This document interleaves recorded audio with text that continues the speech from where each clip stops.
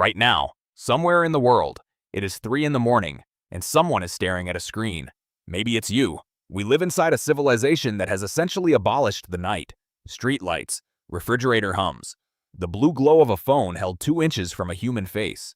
We have so thoroughly conquered darkness that most children alive today have never seen the Milky Way with their own eyes.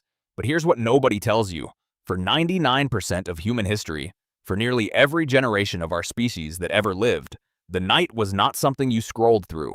It was something you survived, and the way ancient humans experienced darkness shaped everything. Their dreams, their gods, their psychology, their very sense of self. The night wasn't empty. It was full of terror, of wonder, of a particular kind of consciousness that we have quietly, permanently lost. This is the story of what happened when the lights went out, and what happened, to all of us, when they came back on. Picture a night 40,000 years ago, somewhere on the African savanna. No walls, no roof, no glass between you and the universe. You are a hunter-gatherer, and you have just finished eating beside a fire with your group. Maybe 12 people, maybe 20. The children have gone quiet, the fire is shrinking, and as the flames pull back, the darkness moves forward. Not metaphorically, literally. Pre-industrial darkness is something modern humans struggle to even imagine. It is physical. It presses against the eyes. On a moonless night in the open wild, you cannot see your own hand in front of your face.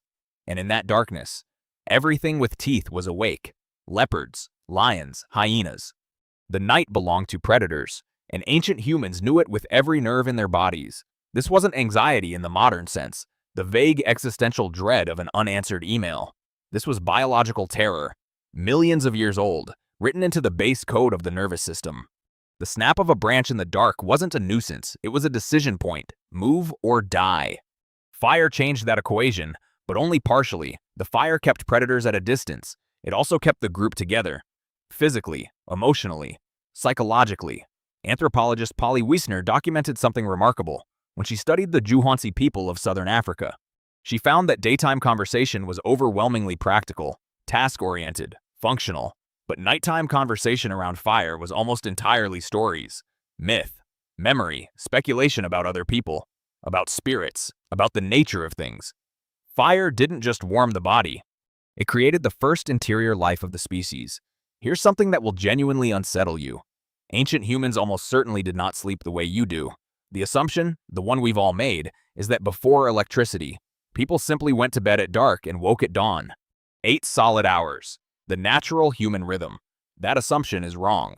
Historian Roger E. Kirsch spent decades researching pre-industrial sleep, and what he found buried in diaries, legal records, and medical texts across centuries rewrote our understanding of human rest. Before artificial light, people slept in 2 distinct phases. They would sleep for several hours after dark, wake naturally in the middle of the night for an hour, sometimes 2, and then sleep again until morning. That waking interval had a name. People called it the watch, or the first waking, and it wasn't insomnia. It wasn't dysfunction. It was the normal, biological rhythm of the human animal in its natural environment. What did people do during that hour? They prayed. They thought. Some visited neighbors. Couples talked in the dark in ways that daytime didn't permit. The medieval physician Laurent Joubert wrote that this was the best time for conception, not because of romance, but because the mind and body were in a uniquely relaxed, open state. That middle-of-the-night consciousness, calm, associative, slightly dreamy, may have been one of the most creative states humans regularly inhabited. It's the state that modern insomniacs accidentally stumble into and call a problem. We pathologized a feature of being human and called it a disorder. The gas lamp arrived in the early 1800s. The electric bulb followed, and within a single century, less than a blink in evolutionary time, the entire architecture of human consciousness began to shift. Cities never went dark again. Working hours extended into night. Factories ran without stopping. Sleep compression became not a symptom of illness but a mark of productivity. "I'll sleep when I'm dead" became a cultural badge of honor. The philosophical endpoint of a civilization that had declared war on its own circadian rhythms. Thomas Edison famously called sleep a waste of time. He slept 4 hours a night and considered it a personal discipline. He was, of course, the man who made continuous electric light commercially viable, which means one person's contempt for darkness quite literally restructured the sleeping patterns of billions. What we lost is hard to quantify, but neuroscientists are beginning to map it. the suppression of melatonin by blue-spectrum light, the compression of REM sleep, the near extinction of that ancient, creative middle-of-the-night wakefulness, the watch, replaced by an alarm clock and a cortisol spike. We didn't just change our schedules, we changed the chemistry of human thought. There is a reason so many of humanity's oldest stories are set at night. The first gods lived in the dark, the first fears were nocturnal. The first prayers were whispered upward at stars that our ancestors understood were fires. Enormous, distant, unreachable, which meant even the sky itself was trying to hold back the void. Darkness forced interiority. It forced presence. You could not scroll. You could not distract. You sat with your thoughts and your people in the sound of the world breathing around you. Psychologist Ken Finkel has written about how firelight, specifically its flickering, unpredictable quality, produces measurable changes in brainwave activity, shifting people toward alpha and theta states associated with creativity, empathy, and open reflection. Ancient humans didn't just sit around the fire because it was warm.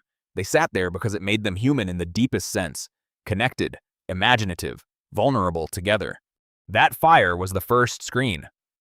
And unlike the one in your hand right now, it gave back as much as it took. We are the only species in the history of this planet that chose to eliminate the night. Every other creature, every insect, bird, predator, and prey still lives inside the rhythm that evolution built, light and dark, waking and dreaming, the ancient pulse that kept our ancestors alive on the open savanna for 100,000 years. We stepped outside that rhythm, and we called it progress. Maybe it was.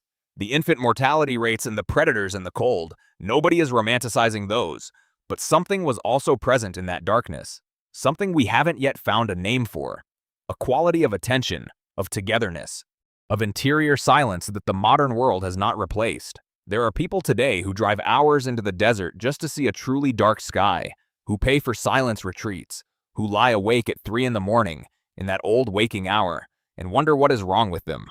Nothing is wrong with them. They're just remembering something ancient, something that predates cities and electricity and every invention that followed, the quiet knowledge, written somewhere deep in the genome, that the night was never meant to be defeated, it was meant to be inhabited.